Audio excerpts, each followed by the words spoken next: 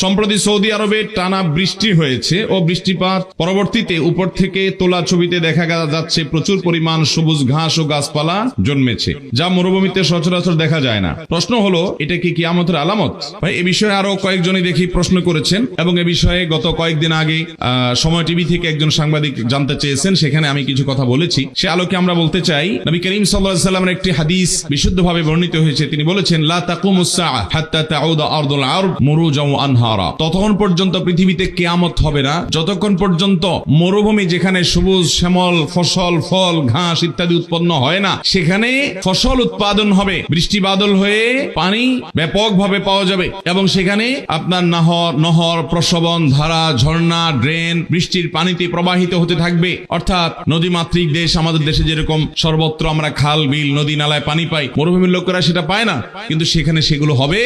সেই সাথে সেখানে সবুজ